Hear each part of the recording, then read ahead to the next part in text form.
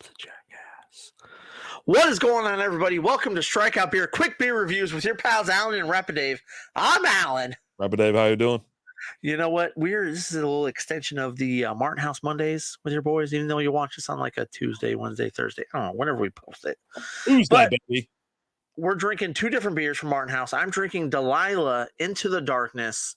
Nice little 8-bit action here. Reminds me of the old school 8-bit RPG games from back in the day. And this is a dark cran raspberry sour coming in at 12% alcohol by volume. It's got a top score of 921,580. I love it. I love those scores. You know, shameless plug, not for me, but for the arcade out in North Richland Hills. Electric Starship. Is that Watauga, North Richland Hills? Haltom City. Check them out, electricstarship.com. You can find them on Facebook. Go out there, check them out at least, because I'm telling you, retro games, it's amazing. They have actually concerts and stuff that go on out there, but I pop in, you know, depending on what time you get there. I think it's like $10 cover or $20 cover, but it's games night. They have craft beer, they have regular beer, they have stadium food, things like that. Super friendly staff. We've had them on the show. You know, can't say enough good things about them. Been out there a handful of times. Love it. $10 all you can play. 21 and up after 8 p.m. Love it. And you could show up at whenever they open up and pay your $10 and play all day. Yeah, I generally pop in there about like 10 o'clock, like late. You know, we'll Lizzie and I will grab some beers. Real quick though, I'm having best made spicy pickle beer. Little Martin House brew, little clam. But me and Lizzie will pop in there, and then we'll do a little bit of Guitar Hero. Lizzie loves Guitar Hero, and so we'll go in there and hang out with that. I play this old Nitro game, you know, the steering or the racing game. Yeah. It's got three color. It's got off-road. Off-road. I think it's called off-road. You have red, yellow, and blue. It's a game that it's held near and dear to my heart. Dirt track. You just go in circles. Yeah. And my father used to play that with us. We'd go to arcades and things like that. So him, my brother, and him and myself, we would play that. And like, I'm out there just spinning the wheel and gunning it, and peppering that nitro. Oh my God, it's so much fun. Reminds me a lot of, what was it, Tyco RC for the Nintendo? Yeah. Oh yeah. Reminds me a lot of that. So my beer is as dark as dark gets. Like that's your ex's soul. Oh, it's so dark. Depending on what you talk about. One, not so much. But the rest, yeah. Whew. So let's try it. But yeah, I didn't mean to go shameless plug on anybody. It's not my place. I don't own a joint, but we've had him on the show. The guy's amazing. He talked about how he opened up and was going to get through the pandemic and things like that. And listen, there's no bigger shout out to people who made it through the pandemic or opened during the pandemic. During the pandemic is when he opened. I mean, yeah, I'll sit there and play pinball all night long. And there's other like little drift games and things like that, like racing games. I can't remember. NBA Jam, NFL Blitz, Mike Tyson's Punch Out. You get they have a whole row of pinball games. You get the old school, the TMNT arcade game, Simpsons arcade game, X-Men arcade game. Just all of those. Like there's just. I had to time. Dig Dug. I had to introduce Lizzie to getting her ass kicked at Top Golf. They have Top Golf there, so I put a little accent on her. You talking about Gold Tea? Yeah. Also, a Narc. They have Narc there. Remember that game? That game was great. But let's get into the main subject for right now, because I wanted to talk about the NBA and the NBA playoffs, and let's talk about. I have a big problem with them. With the NBA playoffs. I do. I know you do. Because here's my thing. At the time of recording this, the Denver Nuggets and the Phoenix Suns are playing Game 2 of their playoff series. Meanwhile, the Golden State Warriors and Los Angeles Lakers, who are in the same conference, haven't even played Game 1 yet. Not only that, here's your matchups for your next series. Bring it. In the West, you have 1 versus 4. and 6 versus 7. Mm-hmm. And in your East, you have 8 versus 5 and 2 versus 3. Why didn't they mix the other two up? You have the higher seeds playing and the lower seeds playing each other. Mm-hmm. It didn't happen. What? Why isn't you want your highest seeds playing in the conference finals? Yeah. Right? That's why they get to play against the lower those are your best teams, right? But also that's the advantage of if you finish the number 1 seed, you should be playing the number 7 seed in the second.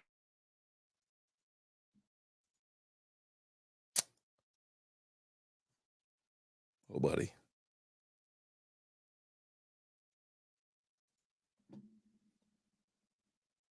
I got to screenshot this. I just don't understand. I don't understand. There. What's the benefit of finishing a Man, every time I go to click what over there, just what's the deal with dial-up internet? Like, why can't we all just have some? You remember DSL? I remember when DSL was a thing. Like, you got it from. I had that S when I was out in like the colony. I was super excited. I was like, nice. oh, buddy, everything's wired in. Here we go. I'm playing online poker all night. What's up? All night long. But what's the benefit? Why should I finish a higher seed, other than my first round matchup? I don't know what's going on, and as I always say, shenanigans. I don't trust the NBA. I think the NBA is not rigged, but it's kind of rigged. You should have Denver versus the Lakers and Phoenix versus Golden State. Lower seeds don't play each other. And then you should have Boston versus Miami and New York versus Philly. Those should be your matchups. That's what it should be. Like, and then you shouldn't have a series that's already 2 games in before the other series even starts. Like, so they didn't reshuffle the Western because they don't reshuffle either. Yeah. Well, so the Lakers beat Memphis, which was 2 versus 7. Okay. And so they were in the lower part of the bracket. And then you had Sacramento number 3 versus number 6 Golden State. So that's how you have a 6 and a 7 playing each other because they were. No. I'm telling you, I'm looking right at the bracket. No, I know that's why, but. Yeah. That's just weird how it played out, if you want to call it that. Put them at different ends of the. There's so many different things you could do with all of this to avoid these problems. Well, not to mention, like in NHL, you have reshuffling, right? Your higher seeds play your lower seeds. You should have a reshuffle on this, I think. You know, it's one of those things where, you know, but it's also the same as like, say, the NCAA tournament, right? You have a 2 seed that you know will be in the lower bracket, and all of a sudden they're playing. If they lose, you know, nothing changes. It just keeps going, right? It's a bracket. This is like total bracket. It's a bracket, but it's a bigger bracket, so you can spread those teams out. So you can have your 1, play your 2 at the end. Like in the Eastern for Conference, that bracket, right? In the Eastern Conference, you have Miami, that's the number 8 seed that played Milwaukee, beat them. They're on playing New York. You have an 8 and a 5 seed playing each other right now. You know what I mean? And 2 and a 3, a 2 and a 3 in the second round. You shouldn't have that. Yeah, that's just especially with an 8 and a 5. Yeah, still in it. Like you got to do something about this. But here's the thing: the NBA looks as this is a win for them. You've got Steph versus LeBron. Yeah, this is a win. Because you sure as hell weren't going to get it if you had the Lakers playing Denver and Phoenix playing Golden State. One of those 2 teams isn't making it out, if not both of them. Right? Yeah, it's pretty tough. I mean, Phoenix. Yeah, you don't know. Denver always chokes, like with Jokic, which I feel bad because Jokic is a hell of a player. I mean, he's been your MVP 2 of the last 3 seasons, I think it is. And that's just because you don't know who the MVP is yet this season. He might be the MVP this season, might be 3 in a row, for all you know. But just can't quite get over like Dirk, right? Except for not as dominant because Dirk didn't win as many MVPs. He won 1. Yeah. And you have Milwaukee getting out. They got bounced by Miami, number 8 seed. So now you don't have a number 1 seed come out of the East. Number 2 seed is Boston. You expect them to make it through, the next round past Philadelphia, but Philadelphia already won tonight. I think James Harden dropped like 40 points or something. He dropped 45 points. Joel Embiid didn't play. Freaking Boston was favored by 10 in this game because Embiid wasn't playing. Yeah. And I kind of wanted to go throw some money on it, but I didn't make it around to it. I wish I did. Miami's won one game. Philadelphia's won one. Then you have Denver one game up, and then the other games are still pending right now. They're playing right now. As you know, you're watching this on Tuesday. Listen, it hadn't happened yet. It's Monday night for us, but yeah, I don't watch them. I say I don't watch it, and then I'll put it on because it's something that's on. I watch the finals usually, but like this year, I hadn't watched 1 second of playoff basketball. And I haven't watched 1 second of playoff hockey either, but I've listened to it. Like I've listened to the Stars. I've been in the car while they've been playing, and I've listened. But I mean, hell, in the NHL this year, just all bets are out the window. Yeah, I'll tell Boston, who had the best regular season ever, just went out in the first round. To the Panthers, right? Defending Stanley Cup champs just went down to the Kraken. Yeah. But the NBA doesn't make sense to me with this. And I feel like they used to have reshuffling. I don't think this is an issue that they've always had. I think it's something more recently. But yeah, do better, NBA. How about that? Just do better. And I think that they've lost a lot of people along the way just because of I don't know. I don't want to know. I don't want to say what it is or whatever. But ever since the bubble, right? Like so, the bubble and it was already going down before then. But we'll see what happens and see if they get some compelling games. You see certain calls being called. You see certain people making like just crazy ass plays and like assaulting people on the court. And they're not really thrown out. It's like, okay, so like obviously there's different rules for different players and different caliber of players, things like that. Listen, they're going to put the two teams like that, though. It's always been like that. It has, and they're going to push the two teams they want in the finals for views. That's what they're going to do. What is that right now out of the Eastern? It's going to probably. I mean, I don't see New York making it to the finals. Maybe Miami and then Boston for the conference. I can see the Knicks making it to the finals. The NBA finals. Yeah. Oh, yeah. And then, the Western, I don't know what teams they're going to pick. Phoenix, I think, should garner a little bit more. I mean, Denver, who cares about Denver? And no offense to anybody from Denver, but it's just it's the Nuggets. And like your argument against like them going to push the teams to the finals to get the ratings, then they never would have put the Spurs in the finals because the Spurs never draw ratings. They played boring basketball. Yeah. But they played winning basketball. Yeah. Right. That's just how they were, some of the finals they've been in are some of the lowest rated finals, but they were there all the freaking time. Yeah. Tim won 4 championships, 3 or 4? Duncan did? Yeah, I think it's 4, if I'm not mistaken. I think it's a 4 because he won his rookie year with Robinson, that first year with him, but Admiral. I think he won 3, maybe 4. I think he might be at 4 though. But I don't know. I'll be honest with you. It's almost unwatchable. And it's not, I don't want to blame the officiating because I don't think it's that. I think it's, they're almost afraid to call fouls on certain people. Then you have flops and things like that, which they haven't corralled in. So for me, it's unwatchable. I mean, some people might love it. They're sitting there just loving all the drama. But those are probably the same people that watch like wrestling, right? You know what I mean? They love the drama. Still real to me. They love it. And nothing wrong with it. Listen, I was, we were out at what's it called? Dave and Buster's watching the Royal Rumble or WrestleMania. I've never seen one in my life. And all of a sudden I got to see one. I saw some when I was younger. I had an uncle who was big with wrestling, but this was back in like the 80s. Like, so Hulk Hogan, Hacksaw Jim Duggan, $1 Million Man, Ted DiBiase, back then with them. And I had an uncle who was big into it. And so I would get to go see it over with him, but that was all back in like the 80s that I saw. Vibes.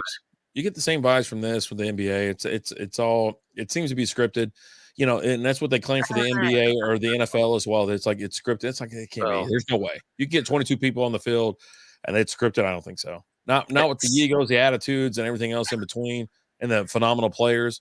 But with the NBA, it's like it's out of control with the flops. The flops. and shit like that. Did they script DeMar Hamlin dying on the field? Like, was that part of the script, or where the script went awry? It looked the weirdest thing ever. We was all sitting there watching that game, and he tackled, I think it was T. Higgins. He tackled T. Higgins, and then he stood up and just collapsed. I'm like, holy shit, what the hell's going on? And dude, it was the scariest thing in the world. But if you didn't really know, you would say it was fixed. You would say it was scripted because it's like he stood right back up and then he just, right back down. Yeah, crazy. Which, I mean, me and you haven't talked about it, but he's been cleared he's cleared to play. He's going to be back this season. So good for him. It was just a matter of time. Honestly, it was a matter of time, right? He was going to get cleared to play because this was the same thing that happened to Chris Pronger back in the day, where he took a slap shot in the chest, missed one game, was back for the next one. But your heart goes out to him and you hope everything's okay. Different time, but also hockey players are built different. Combination of the two. Hockey is completely different. You know what I mean? You get a skate to the face and it cuts you open. You go and get those stitches and put in, and you're right back on the bench. It's just that happened 2 weeks ago.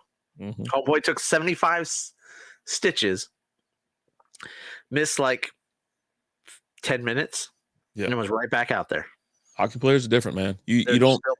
I'm going to slice on my finger like on my own skate. I was sitting there messing around with my own effing skate, like getting the slush off of it. I sliced my own finger open. And I go, oh, Jesus Christ. And so I wrap something around it and just stuff it back in my mitt. And I'm like, yeah, we can't. I was like, what am I going to do? Tell them that I cut my hand on my own skate like some idiot? It's like, I'm not doing that. So I'm sitting there actively bleeding like into my Nike gloves.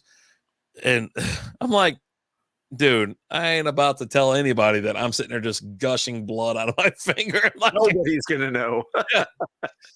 And, you get cut, you get hit, you get throat punch, you get all this other stuff. Like some of it just reminded me from getting hit in the throat, and it's stuff that you just kind of, it's almost like a baseball mentality. You rub some dirt on it and you get back out there. That's what you're always told. And with hockey, it's just different. If you've ever been on the ice, if you've ever been on the playing roller hockey as well, you just kind of just suck it up and go. And I'm not trying to belittle a man dying on the field compared to Pee Wee or anyone else, but man, when he collapsed, it was scary. It was scary as shit. Oh yeah, 100%. And it's different now than it was then, but in a good way, right? Back then he would have been back on the field the next week. 15 years ago, he's on the field the next week. Yeah, you gotta have those protocols in, man. You gotta have them because you saw Tua this year almost in his career. I mean, they might his career might be over. You know what I mean? They held him up and trotted him back out to the field. He's one hit away from just being done. Yeah. He is. Meanwhile, 15 years ago, he wouldn't have missed the game. Just all there is to it. He wouldn't have missed the game. So, but probably would have finished the game. So real quick, let's finish this up. How's your pickle beer treating you?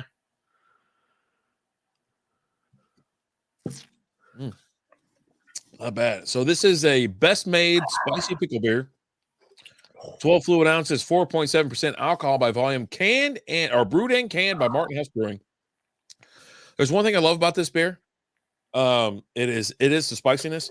This beer is a great mixer for like Bloody Marys and things like that.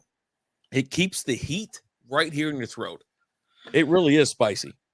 And the spicy and the pickleness, or the pickle flavor, they work together. It really is a phenomenal beer. But this is, for me, I've used this beer as a Bloody Mary mixer before. And this, a little bit of Zing Zang, some vodka, a couple celery stalks, some olives, and some ice and whatnot. You got yourself a hell of a little Sunday morning waker upper thing. You're getting ready for the football game. But thumbs up for me. I like that. This is one of my favorite iterations of this beer. There's like 10 of them, and this is my favorite. This is, it's really, really sour. And I'm not a huge sour fan, so this one's a little bit too sour for me. Yeah. But if you're really into that sourness, this is a beer for you. That's what I'll say. Nice. How's that? Not bad. Okay. Well, get us out of here. Okay. I was like, what? But you know what, guys? Thank you so much for watching us. We appreciate you guys. We love you guys. As always, I'm Alan. I'm Rabidoo. talk to you guys later. Deuces.